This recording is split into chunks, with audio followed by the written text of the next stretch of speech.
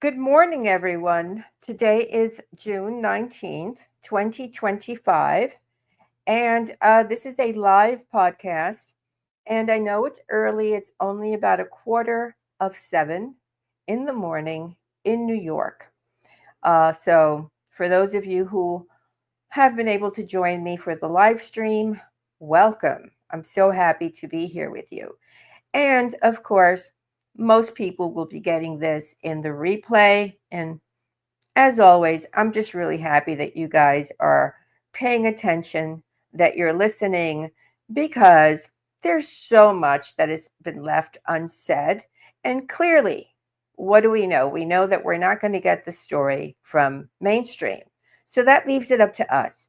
And what that means regarding you guys, who are like the most incredible audience anybody could ever hope for, is that you are going to share this with your friends and with your family, because the story, as it's being told, is very, very superficial. Even other people who have been covering this case, let's say in the indie media world, are staying on a very superficial level, and they're not really delving into the nooks and crannies as I would hope to have received them, let's say when I began deep diving this after J.E.'s arrest in July of 2019. So we're just 3 weeks away from the 6-year anniversary. Now, those of you who have been paying close attention to my work know that I've had a couple of podcasts regarding the fact that Jack Nicholson, Hollywood's Wonder Boy, for like well over 50 years, it could even be over 60 years, has been outed um, by Jamie Crawford and his team as having been one of the Hollywood sort of, like one of the Hollywood people. Because right now there's so many more that I've been able to find. Uh, so we're just going to call him one of the Hollywood people who had a connection to.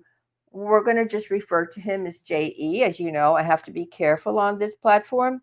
However, someone else came to the forefront, and then other people have been coming to the forefront based on my ongoing digging.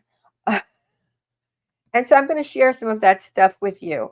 I just want to say hello to El Constantine. Thank you for being here.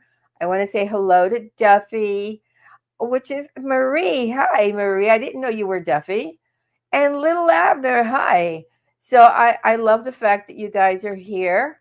And we're going to begin with Charlie Rose. Now, for for a fraction of a second after Epstein's release, Charlie Rose was basically outed, except nobody bothered to sort of go back and keep investigating that sort of crevice, right? Because it's only been about, oh, JE, the lone PDF file. Oh, so and so. Like, no, no, no, no, no. In fact, my new series on my Substack is about the so called lone serial killers, who, by the way, I'm connecting to these Hollywood stars. But today we're going to focus on people who have not been necessarily outed as being, let's call them, I hate to call them clients. I'm going to call them recipients of the JE trophies, if you will, because it wasn't just girls, it just wasn't just women, as most people think. It was also men. We know from Leslie Wexner, he owned Abercrombie and Fitch, and Mike Jeffries, in addition to his two so-called partners, were found to be abusing very young male models. So I don't want you to lose sight of the fact that it's also males. And by the way, my new book on Leslie Wexner, which I've named Merchant of Death, Leslie Wexner, is available. I'm going to add a link below because I think I forgot to do that. So anyway, in 2019, I'm going to read to you the one and only, I believe it's the one and only article that came out about Charlie Rose. New details have emerged linking J.E. to other powerful men accused or convicted of S crimes.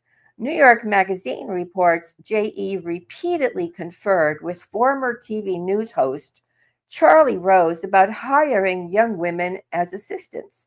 Three of them were later hired, including one woman, age 22, who said of her experience, I was being offered up for abuse.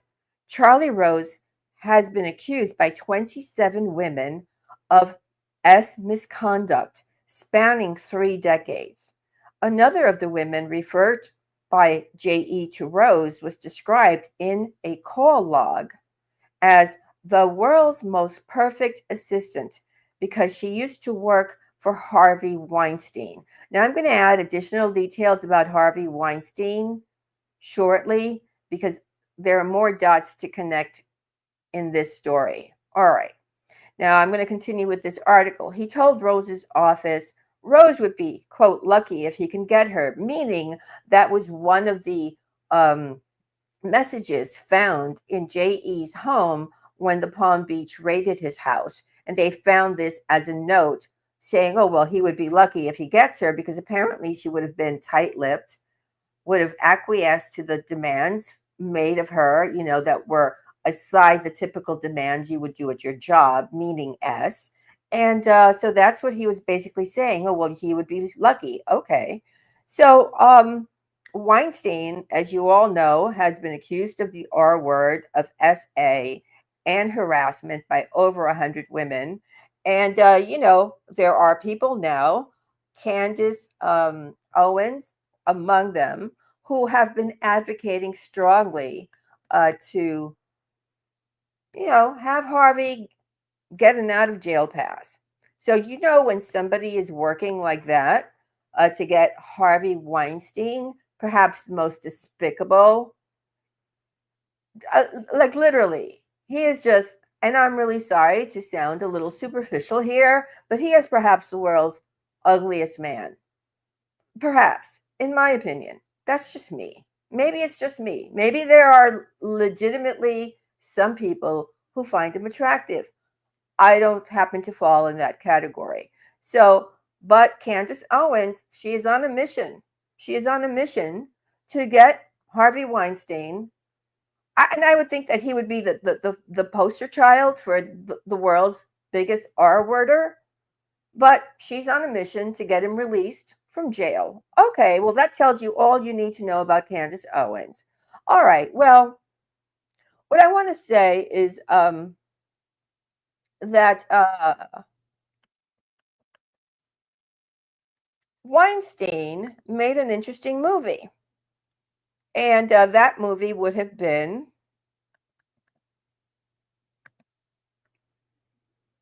Alfie. And you can see the star of that movie in the middle. But on the left, you see a woman who is connected to our friend.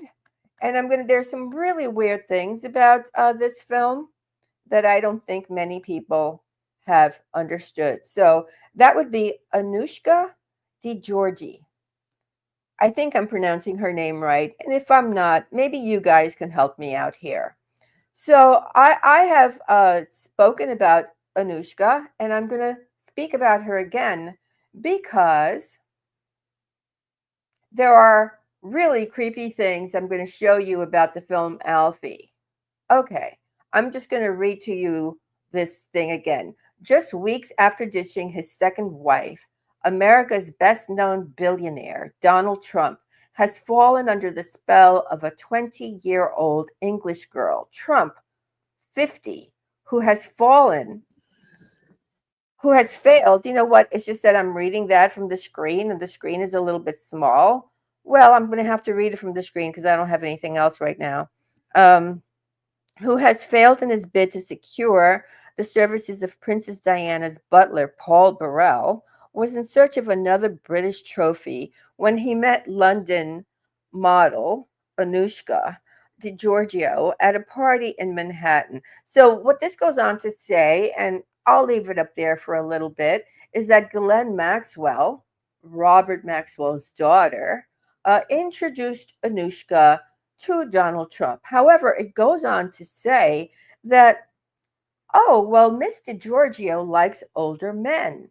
She went on to date Joanna Lumley's ex husband, Jeremy Lloyd, who was 45 years her senior. Now, I'm going to show you briefly a photo of Jeremy Lloyd, and then I'm going to return to Anushka because there's just some stuff. And you know what? I like to spill the tea. I like to spill it with you because you guys are really good. Sometimes you give me stuff that even I didn't find. So that would be Jeremy Lloyd. Now, I'm going to read to you some information about Jeremy Lloyd, and then we're going to return to the Alfie set, meaning what's going on in the movie. So, look, when I came across Jeremy Lloyd, it was about 5 years ago when I began kind of, sending out newsletters because I had found an unusual connection to Charles Manson, connecting J.E. Ghislaine Maxwell to Charles Manson. And I'm doing this whole series now on these serial killers or so called serial unalivers, one offs, right? And as they connect to this JE world and the Hollywood crowd. But I'm going to read to you just basic information that if people are older and they remember who Jeremy Lloyd was, well, I mean, he was an actor in the UK, he was a screenwriter, and he wrote several successful British sitcoms, including Are You Being Served and Allo Allo. Now, I'm going to read you as much of his bio as I can. So, he was born in Danbury, Essex, to a mother who had been a dancer. Right away, when somebody becomes kind of like famous and their parent has been in the entertainment industry, as I shared with you regarding Jack Nicholson, well, that automatically tells me that this is a second generation insider. Okay, that's what it tells me. And that's really what it should tell you. Start looking for these red flags. This would be one of them that shows you that there's more to this than meets the eye. So his father, and this is another uh, really enormous sign that there's something exactly not, it didn't happen in a normal way for this guy. So his father was an engineer who served as an officer in the Royal Engineers. That's like a military thing at the beginning of World War II. And as a child, he was sent to live with his grandmother in Manchester, and he rarely saw his parents, who he claimed had seen him as a failure. His father withdrew him from private prep school in 1943, and then Lloyd went on to work as a junior assistant in the menswear department of Simpsons of Piccadilly, which was a department store back in the day. And then a lot of the characters that he put into this sitcom, Are You Being Served? He says that he drew them from his time working at the department store. And then he was also a traveling paint salesman, and he said that his early jobs gave him a better education than university could provide, which brings to mind how J.E. was a cab driver, how Glenn Dubin was a cab driver, and then they become very prominent and very wealthy. So I'm going to skip how he began, but I will say that he was in Rowan and Martin's Laugh-In during the 1969-1970 television season. Now, Rowan and Martin was a popular television show in the United States. So this man had a history in the film and movie industry in the United States and in the UK. And he went on to star in A Hard Day's Night in 1964, and the role is uncredited, okay? However, he's a really tall guy. I think he's 6'4", if memory serves me. He's 6'4", so very tall, very gangly. Again, not attractive, but somehow very attractive to this girl who is connected to Epstein, who appeared in the Jude Law film, Alfie. More on that later. Okay, but he is uncredited. He's dancing at the disco with Beatles drummer Ringo Starr. Now, for those of you who have been following me on my Substack, you know that I have a multi series, entire deep dive on the unknown world of the Beatles, all of the people who have died, how they are connected to JE in multiple ways, and how they are connected to MK Ultra. I have a podcast I uploaded here, again live, about Virginia Giuffre's connection to MK Ultra, how it connects to the Unabomber, how it connects to JE. If you have not taken a listen to that, it's in my live section. Just take a listen to that at your leisure. Okay, so the Beatles are very interesting, and they seem to come up again and again, no matter where I begin my deep dive.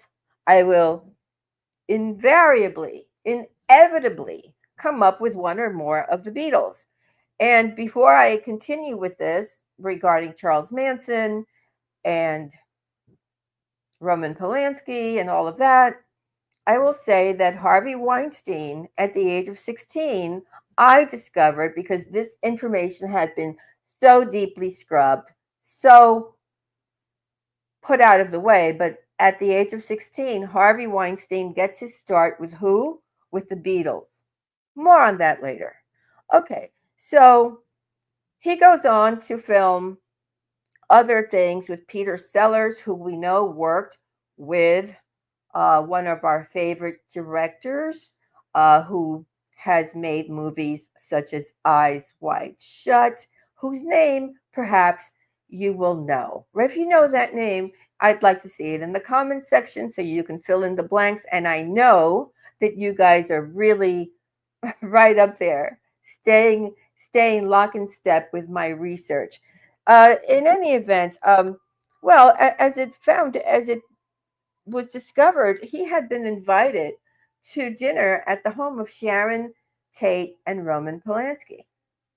Uh, Apparently, people thought it was an urban myth, that it was not true, that he had been invited to be there on the night that Sharon Tate, again, who was the wife of Roman Polanski, serial S abuser of children, one as young as 10 that I found. He's supposed to be there the night that Charles Manson's group unalived everyone in the house.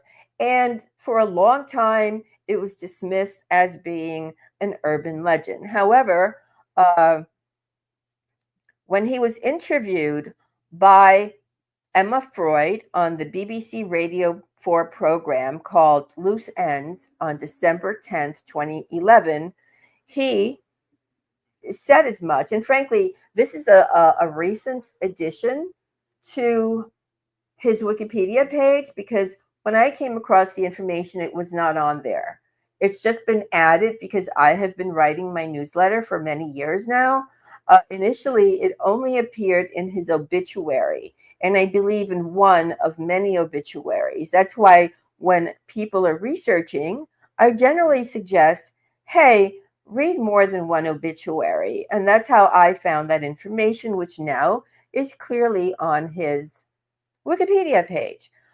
He was appointed Officer of the Order of the British Empire. Basically, he was given an OBE by Queen Elizabeth, who loves really slimy individuals. Let's just put it that way. In 2013, for his services to British comedy. Now, tell me, Do you really think that this woman would have liked dating this man?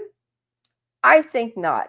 So, therefore, so far we have Charlie Rose, Jeremy Lloyd as being beneficiaries of J.E. and Ghislaine Maxwell, who were providing girls to,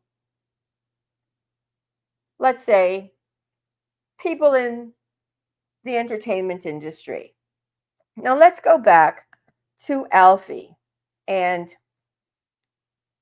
a certain role. So, that is Anushka on the far left, so closer to where my little talking head is. And this is the interior of the apartment that she and her friend take Jude Law back to in the film. And what struck out to me when I saw this, and I paid money to see this because I was really curious because I had known that she was in this film for years.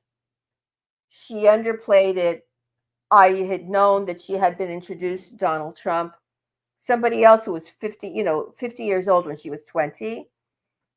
And she was not questioned when she was on the stand. Uh, one of four victims who was called to give their deposition or their statement regarding Ghislaine during her trial, but not once was she questioned about all of the men that she had been transportation to. And I found that to be highly insulting to my intelligence. And I realized, oh, we have a sham trial. Okay, well, this is one of the reasons. Now, what you will notice about this particular scene is that J.E.'s home is in the same color scheme. And so you're missing a little bit of that purple, right? So that purple is the purple from J.E.'s, one of his sofas in his home. So I just need a little bit of water. Hold on.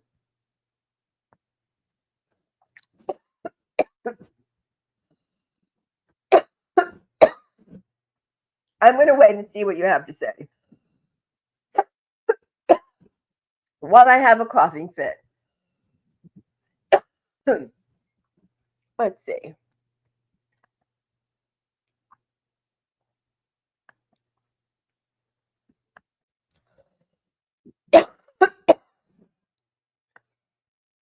Sometimes I do need to have some water next to me.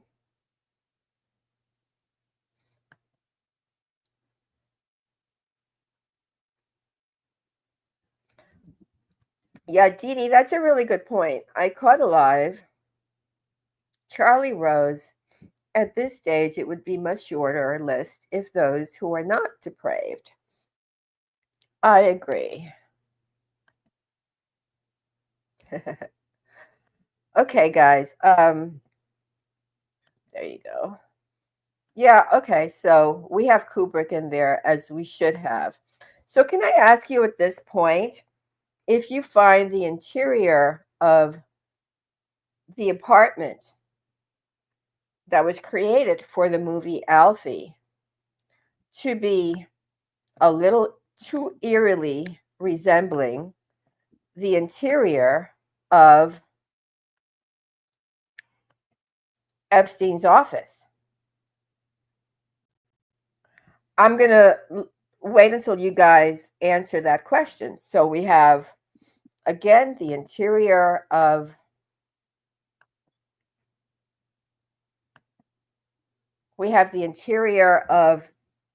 Alfie with Jude Law, Anushka, and a third actress.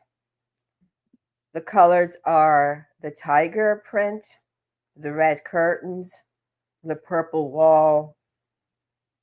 We have Epstein's purple chair. It's the same shade, by the way. We have Epstein's interior. Yeah, it's the same. Mm-hmm. Yep. Okay. Okay. All right. Look, it's the same. All right. So, what I'm going to suggest is that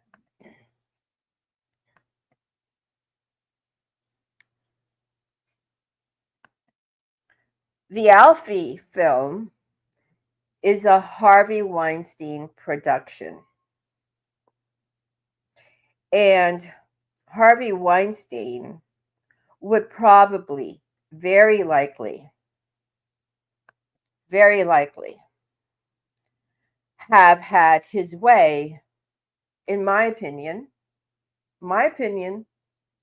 with Anushka, because I do not believe Harvey Weinstein would have allowed Anushka to have a role in this movie with Jude Law without sampling the goods. My opinion. My opinion.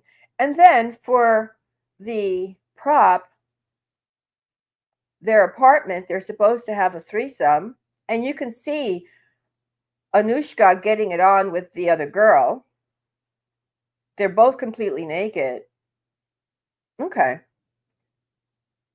So I think that, we have seen photographs of Weinstein with J.E. and Galen. And now we have read that J.E. was sending girls to Charlie Rose.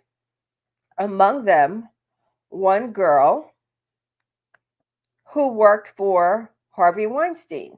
So it is my contention that, yeah, that this girl, this woman, let's say, was in fact provided not just to Jeremy Lloyd, but also to Harvey Weinstein. That's just my contention, because all of this is super creepy and super weird. Okay. Now, I'll answer this question. Is that Rachel Chandler in the picture on the wall? No, it's actually not. It's a photograph of these two girls, younger, which goes to show that they were with him at a much younger time. But also, if you look at J.E.'s home, and let's see if it's here. Well, if you study this and if you look up here, you see the painting on the wall. It shows a similar pose. The girl is on top of a tiger, but it shows a similar pose to the photograph that's on the wall in the apartment. It's just very creepy. Now, I'm going to share additional information. Now, all of you have seen this photograph. How many of you put a 1 in the chat if you have seen this photograph before of Bill Clinton getting a back rub? And I'll introduce you to the girl in a second. And put a 2 in the chat if you've never seen this photo. And I'll give you guys a couple of seconds to kind of like, 1, you've seen this photograph before, Bill Clinton getting a back rub. 2, you've never seen it before. Okay. Thank you, guys. So it's kind of half and half. Some of you are coming in and saying you've never seen this photograph before. Okay. Well, this photograph is of Shantae Davis. And back in 2004, Shantae Davis, who had already said that she had been abused by J.E., and according to her interviews, now the one thing I have noticed about a lot of the interviews of the J.E. victims, or at least some, is that they're contradictory in what they say. They contradict themselves. But you have to have a good ear and you have to have a good grasp of the history of everything that's been said and everything that has been released to the public through traditional media in order to understand and grasp the inconsistencies. Now, Shantae Davies was born on July 22nd, 1979, in California. So initially, she met J.E. Because she was just going to be his personal masseuse. She was actually a masseuse at the time that she was brought into his world. That is what she was doing. She claims that she became his personal masseuse and she was abused. Okay, so far, the story sounds just like many others that we have heard. However, she gets an invitation by J.E. when he is supposed to be flying Bill Clinton to Africa for one of his Clinton initiative trips. And now we know that that's just a front, right? That's just a front. I'm sorry. Bill Clinton, as well as every other head of state, whatever, politician, these nonprofits are fronts for something else, very nefarious. So he says, well, I want you to come in and be a stewardess. Now she's supposed to be a stewardess on the 727 that, by the way, was given to Epstein by none other than Leslie Wexner. Okay. So then this photo comes out of her giving Clinton a massage. Now, when she is interviewed for this photograph that becomes public knowledge after his arrest, and I think almost after he is no longer found breathing, uh, she is, she comes out and she says, "Oh well, Bill Clinton was a perfect gentleman." I'm really sorry, Shantae. I do not believe you. I welcome you to appear on my program if you are listening, and I would like to have a sit down conversation with you, woman to woman, because sincerely, I do not think it's right for you to continue to protect Bill Clinton, who has been R wording 14-year-olds since his days in Arkansas. So, what happens to Shantae Davis? Well, she becomes a model. I'm sorry, she becomes an actress. And she is given roles very much like Anushka. You can pull up her credits. She's got movie credits, which, I wasn't going to like make this a 4-hour documentary. But if you pull her up now, and I'm going to possibly type in her name there so that you guys can at least get the proper spelling of her name. But she has a lot of credits to her name now. So she has been in 2005, just 1 year after she gave that infamous back rub to Bill Clinton, who, according to her own experience, she says he was a perfect gentleman. Now, I want to remind you that Kevin Spacey was on the same flight, and some other people that are kind of shady. Okay. She was in a film called The Feast in 2005. She was in a film called The Hangover and Have Love Will Travel. So I'm going to just put her name in here, her name, so that you can see it. And I'm going to put the couple of the films that she has been in. And, well, she's now an actress. I would say that, and again, it's my opinion, that she was given these roles as a result of her staying quiet. So I'm just, I'm going to just take a good look at your comments here.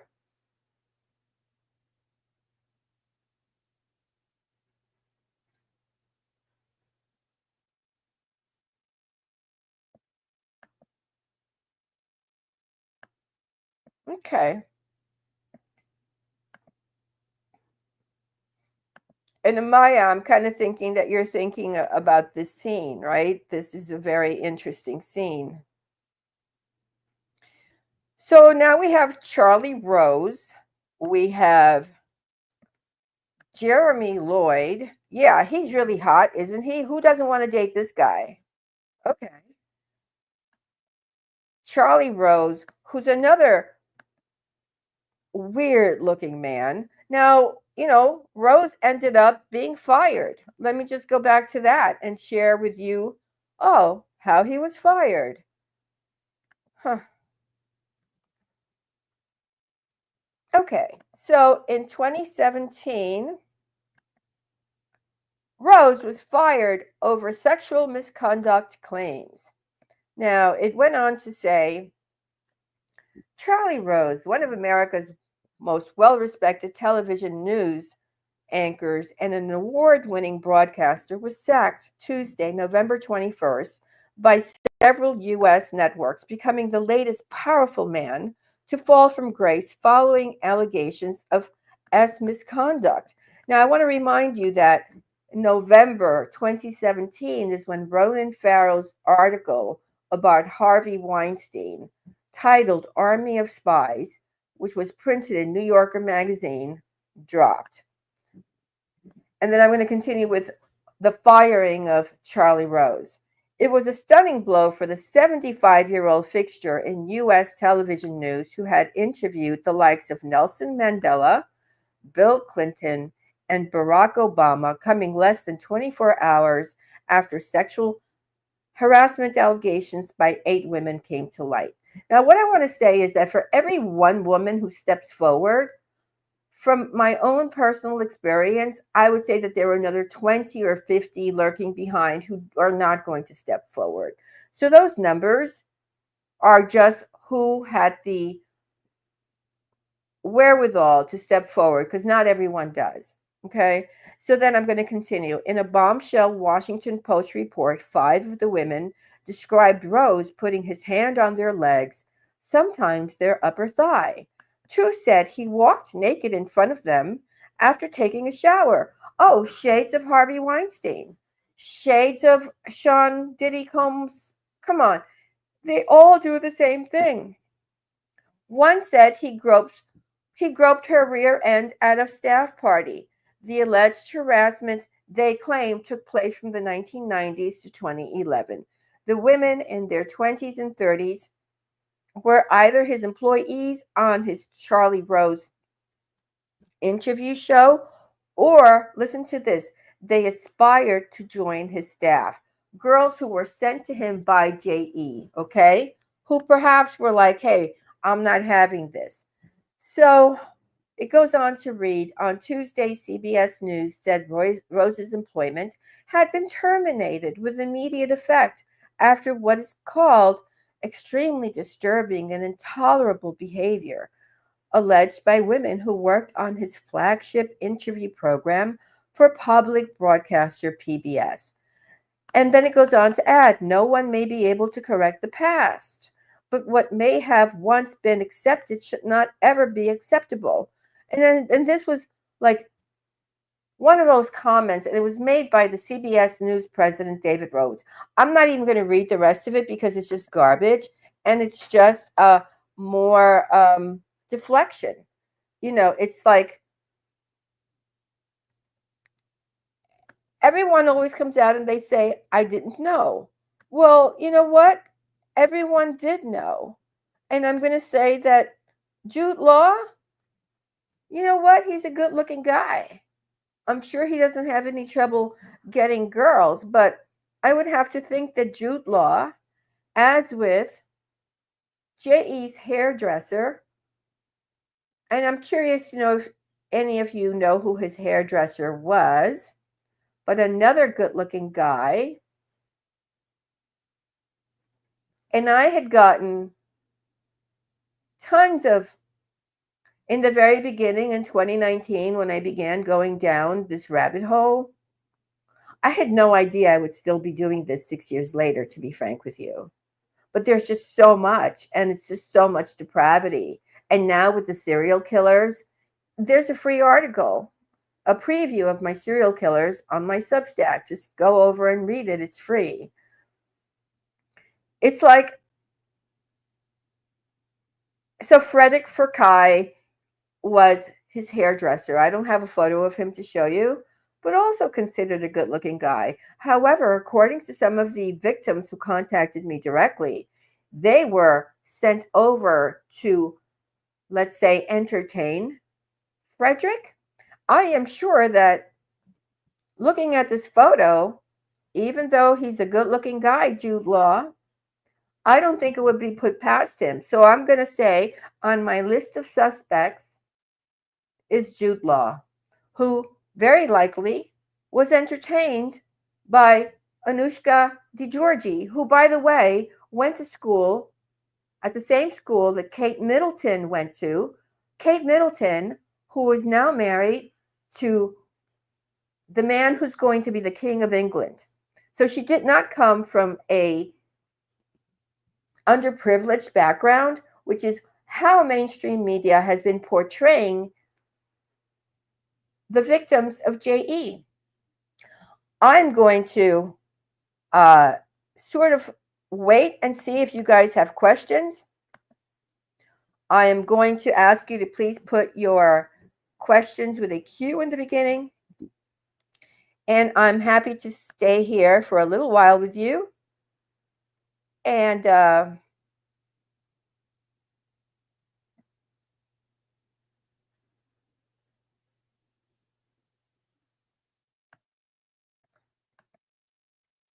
so, hi, Christian. Thanks for joining the live part 2. Clinton is probably charming to most people he meets, which doesn't mean much.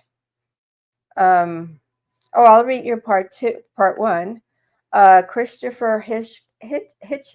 It's too bad he died of like this cancer. Like anyone who speaks badly of the Clintons suddenly has cancer and dies very quickly, or they are flying out of a window in a very tall skyscraper, as with several people, by the way. I can't even say one. But yeah, Hitchens said, indeed, one of the first things I found repellent and suspicious about Clinton was the fact that everyone found him charming. Yeah, and don't you think, Christian, that he met a very horrible death, and he was such a smart man? You know, he was one of my favorites.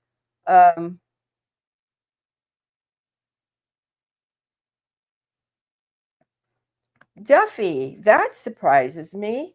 Yes, Christian, I'm from UK, and I thought Clinton was a good man. It's only since watching Kirby and some other podcasters what's going on.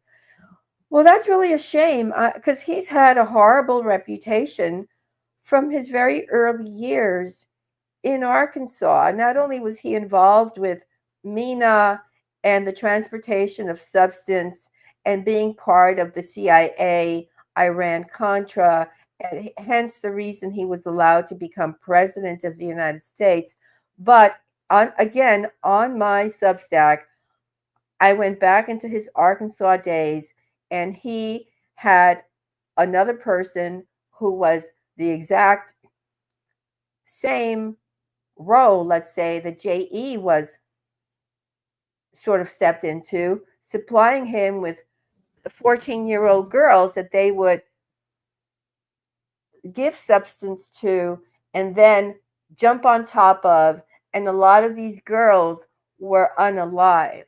So it's not just that they alived the 2 boys on the tracks, they unalived a lot of the young girls. Some of them became hardcore porn actresses, worked in porn clubs. Others became hardcore substance abusers, therefore diminishing their credibility. And that is the MO of these people. Hey, Matrix.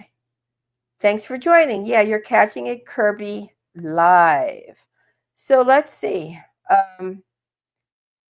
I love you, Kirby. The work that you do has been so groundbreaking and fierce. I respect you so much for all that. Thank you so much for saying that and for showing up today. Let's see if there are any questions here. Yep. Well, okay, so here's the thing. Matrix free. I'm going to read your question and then I'm going to answer it according to what I know. I saw a video yesterday, three guys talking about Trump and JE said they were the best of friends. By the way, they were. For 15 years, they were best friends. They lived 6 minutes away from each other in Palm Beach. JE had a mansion on a cul-de-sac at the end of the road. Mar-a-Lago was 6 minutes away. And 6 minutes, that's it. And in New York, another 6 minutes because Trump had his place on Fifth Avenue between 57 and 56th Street, and JE was on the east side, right off Fifth Avenue on 71st Street.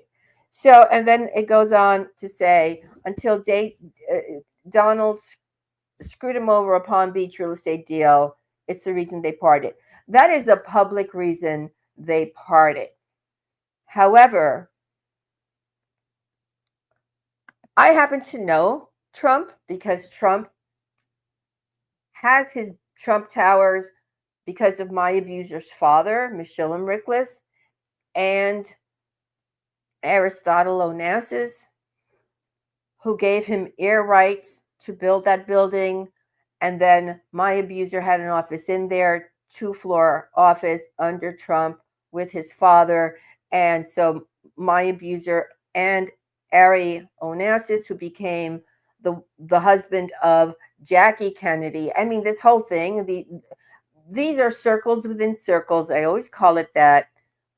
There's so many names connected to this, which is why I can keep writing forever. And it all comes back to this JE connection, which is much more than anything Whitney Webb will share with you. And I'm sorry to say that. Anything that anybody else will share with you. Nick Bryant has refused to talk about the MK Ultra aspects of the Franklin case, and he doesn't even connect major dots about this case, which are glaring and that he should know about. I don't know anyone who is deep diving other than maybe brand new people. I did interview Jamie Crawford. Please take a listen to that live podcast, who did a deep dive and came up with new information regarding not just Jack Nicholson, but also Alan Dershowitz. So only new people who don't have a skin in the game, who are not here to be gatekeepers, are maybe bringing you the real thing. And by the way, Whitney Webb and her baby daddy have been trying to boot me off all of my platforms because I'm a victim. I'm an insider. I come to you having been an S-slave to somebody in this circle for 8 years, so that with the information that I saw firsthand and that I can give you firsthand, I'm able to look at this stuff and say, okay, this fits here, this fits there, which is something that I'm really sorry, but not Whitney Webb, not Nick Bryant, none of them are doing. I'm doing it, and I'm doing it because you guys are with me. And I cannot even thank you enough. So Duffy, Kirby, I just don't understand how many of them exist. It begs me beyond belief. Kirby, the media. But the media, see, that's the thing, Duffy. That's why I never take a day off. I do work day in, day out. I'm even on UK time. I get up early, as you can see. It's just barely past 7:30. I live in New York. I'm here with you guys for close to an hour now. Mainstream is not going to tell anybody anything. Yeah, I want to go, and I thank you for that. But you're not going to hear it from mainstream. And Matrix Free, I want to address this because I think it's very important. Nick Bryant is promoting a site. It's called Epstein Justice. Is that legit? I want to answer you because I just need a little water. Hold on. One of the things I'm going to make free to all of you, and I'm going to find a way to do that, is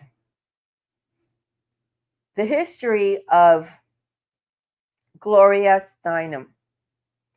And the reason I want to make that free to all of you, and I'm going to find a platform. I don't know where I'm going to put it. It might be on my website, and I'll let you know. I'm working on it. It's maybe going to be a 20-page dossier, okay? But the reason I want to make that available to you is I want you to see the tactics that Gloria Steinem used to infiltrate the women's movement. And the reason I'm talking about that is because the tactics that Gloria Steinem used to infiltrate the women's movement. And like, maybe I'm wrong, but my gut feeling has kept me alive. I've had 3 attempts on my life. I'm still here.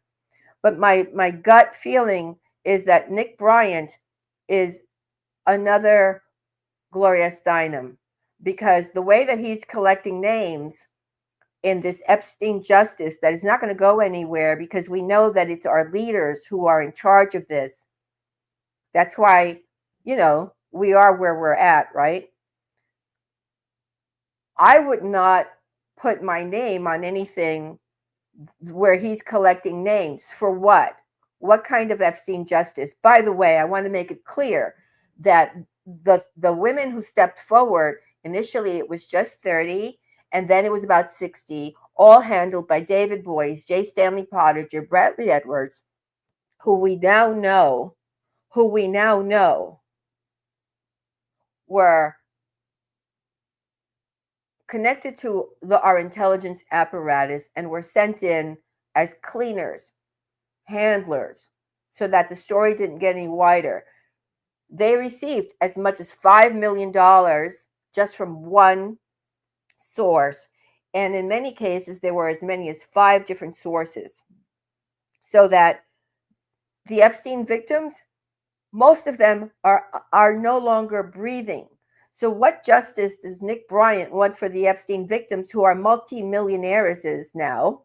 They're the ones who stepped forward have lined their pockets very deeply, which is why they don't really even want any more documents to come out into the open.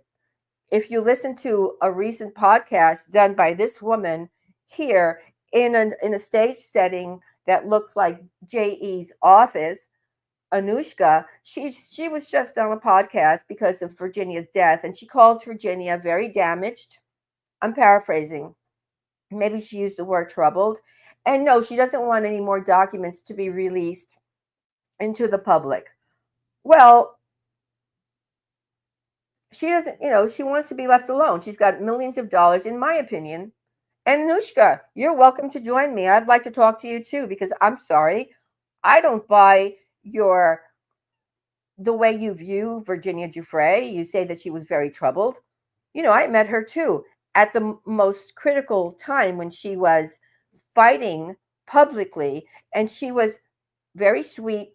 She did not have mood swings. She was very mild-mannered. I did not find her to be troubled, as you have gone on a mainstream podcast to say. So I'm really sorry. I just I have trouble with the fact that, number one, we are not going to get the truth from mainstream, and I don't appreciate for so-called victims to tell the media, I don't want documents released. What we know from Virginia is she wanted all the documents released. Now, I'm going to ask you, put a 1 in the chat if you remember Virginia wanting all of the documents released. Put a 2 in the chat if you do not remember that Virginia was pushing for these documents to be released. I'm going to wait for you guys to. Yeah, I'm going to read this. So thanks, Sybil7. Whitney Webb is involved with the Pilgrim Society. Yes, she is. J.P. Morgan, Epstein Plant, Stacy Plaskett, still sits in U.S. Congress. Cash is worthless. Thanks, Kirby. I'm happy that you guys are beginning to do your due diligence. Yeah, okay. So I'm seeing a lot of you saying, okay, you remember that Virginia wanted, well, it's a little bit half and half, but Virginia definitely wanted all of the documents to be released. She was just even being nice to uh, Trump, despite the fact that she was procured by Ghislaine Maxwell at Mar-a-Lago. She was being very nice. She sent him uh, a message, which I've shared previously when I'm talking to you guys, so that Virginia wanted full transparency. This woman doesn't want full transparency. And then regarding this photo, well, I just think it's really interesting that Shantae Davis, after she said, oh, well, Bill Clinton was a perfect gentleman. Oh, well, she was given a couple of plum. She's an actress now.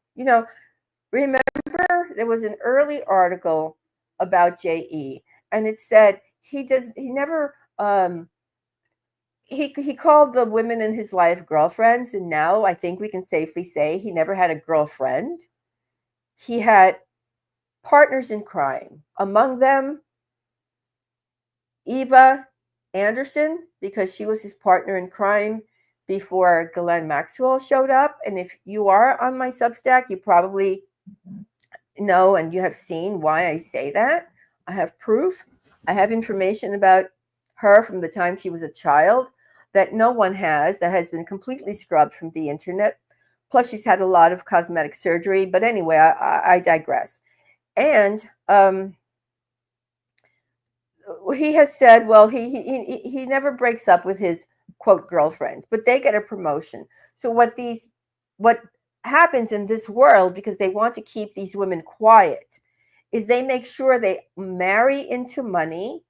And so that's why we have some of the other women marry, let's say, into very wealthy families like Guinness. We've had women married into the Guinness family. We've had women being married off to other very wealthy family, generationally wealthy.